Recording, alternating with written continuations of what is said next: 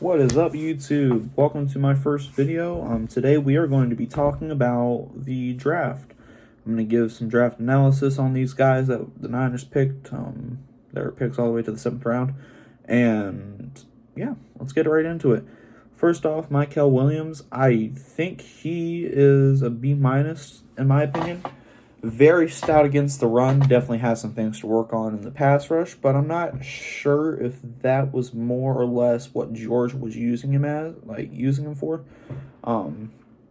Sometimes I like watching his film, like you would see him like kind of moving that lineman around, like peeking over and making sure that quarterback was still back there, staying in that pocket. If the quarterback did go out, then I saw him just toss the lineman and go right after him. And that's exactly what you want to see as an edge setter right there. Against the run, he's really quick off his sheds, and he absolutely lays a hit most of the time. Honestly, B-. I think he has a lot to improve on once again in that pass rush. But if he puts it all together, he could go all the way up to an A+. Next up, that second round pick number 43, we got Alfred Collins. Alfred Collins, I think, is the Niners' best pick overall in this draft. I gave it an A-. He is very stout against the run. Pushes two guys back at once just to stop the run. Like, it's insane. Watching the Niners, I don't think we've had a D tackle that can do that yet. The last person I think I've ever seen do that is Justin Smith for the Niners, and it's honestly amazing to watch him on film. Against the pass, he's very well developed. He can get there. He does have some things to improve on once again in that pass rush category, but with Robert Saleh as the defensive coordinator, dude, I really think the Niners hit with this pick. And yeah, we're going to move on to pick number 75 here. This is Nick Martin. I gave it a C+. Nick Martin's obviously that Drake Greenlaw replacement. He is very good against the run once again, and a hard hitter when it comes to getting the running back or the quarterback. I saw Oklahoma State because I watch Oklahoma State as a college football fan. I watched him multiple times. They were using him as like a blitz, in like a blitz package, and he would get there almost, I'd say, 70% of the time. He'd go get the quarterback. Very quick. Has the ability to develop that pass game again. And I think it's a great pick. Do I think they could have gotten him a little later? I do. But who's to say that like the team right behind us wasn't going to pick Nick Martin? I mean, I get it, he's coming off an injury, but I think Niners fans are really going to like this pick and just the overall value it gives the Niners. Moving on to I think it's the 100th pick, Upton Stout. I gave it a D-, if I'm being completely honest with you guys. He is very good against the run, but his pass game is I watched some of his tape, and when he was pressed up against these cornerbacks, it just didn't really look good to me. Like, he would get beat sometimes, and he just wasn't like keeping up with them. But coming down, like he can come down on these running backs in that run game, kind of like a strong safety. If he were lined up in strong safety, I think it'd suit him better. He comes down so hard, and it just bam, right into the running back, and it knocks him off his feet. Multiple times he did that, and I honestly think the Niners should move him to strong safety if he is good enough to be a starter. But if Robert Saleh sees something different and and it looks like he's developed that pass a little bit better from what I've seen, I think he's definitely going to be the starting nickel. If it's not him, then I guarantee you it's probably Trey Brown for the Niners. Next pick, they went back to the defensive line, and they picked C.J. West, who I gave a B+. Once again, needs to develop that pass rush set. But just like Alfred Collins against the run, able to shove two people backwards and get to that running back. absolutely amazing. Like, it's been a long time since the Niners have had guys that can do that. Like I said, the last time I've seen it was Justin Smith, maybe DeForest Buckner, but I don't think he was as good as these two people are going to be.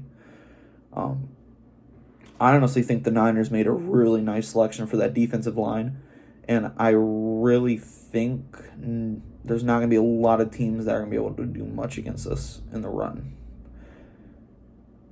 I mean, when you look back to 2019, the Niners' main problem was probably their corner group. They weren't that I'm not saying that they weren't that great, but they definitely needed some help in that secondary. They still had Jimmy Ward. They still had Jaquiski Tartt, Emmanuel Mosley, K'Waun Williams, Ahkello Witherspoon. They still had those guys, but they weren't the best at their position. Now you've got Deommodore Lenoir and Renardo Green and Trey Brown and Upton Stout, hopefully. These guys, I think this corner group is probably the best the Niners have had in a long while. And Robert Saleh being back, you've got a corner group that can stop the pass, and you've got a rushing group that can stop the run. I think this is going to be a really good Niners defense, especially with the two defensive tackle picks at C.J. West and Alfred Collins. C.J. West, I gave a B+. Next up was, I believe it was... No, it wasn't Jordan Watkins. It was... Hold on. My apologies. It was, in fact, Jordan Watkins. Jordan Watkins, I'm not really sure what to make of the pick. I think I gave it like a C-, D+ in that range. Jordan Watkins has the ability to be Hunter Renfrow 2.0, but the floor of Danny Gray, it's kind of weird to me. The Niners go ahead and select him with their next pick, and he's a speedster. He can take the top off of defenses, but he's good again. He's good at route running. I just don't really understand the pick. I feel like there were better receivers available at that time, but I think it was definitely a Kyle Shanahan pick. He saw something in him that Kyle Shanahan liked, and just said, let's take him right here. Do I think there was a better choice? Absolutely, but I'm not Kyle Shanahan or that front office, so honestly, if he ends up being the next Danny Gray, I think it's a waste of that 4th round pick. I feel like there was a lot of better options out there, like Isaiah Bond was still available, who's currently undrafted. Then you have Tez Johnson still. Either way, Niners select Jordan Watkins, and yeah.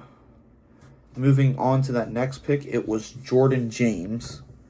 Jordan James is very interesting. I do believe he is the Jordan Mason replacement. Niners got the physical back there.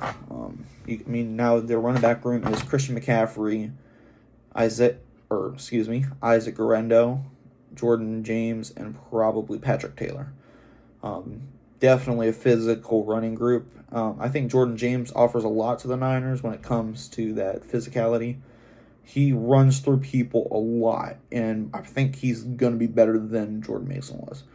Now, just like Jordan Mason, when he came out of college, he does need to develop that pass game stuff, like coming out of the backfield for those screens, or if McCaffrey's out and you need to do an angle route, that type of stuff. So, yeah, I think I gave Jordan James a C or a C-, one of those two.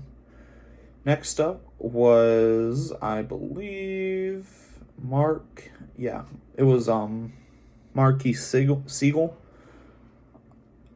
I love it. If I'm being completely honest, I think Marquez Siegel is definitely like that Malik Mustafa type of player where he comes down and absolutely drills you. Kind of like Upton Stout. I truly think that he needs to work on that pass game stuff. Once again, this has mostly been like that run defense draft for the Niners. Definitely Robert Saleh move.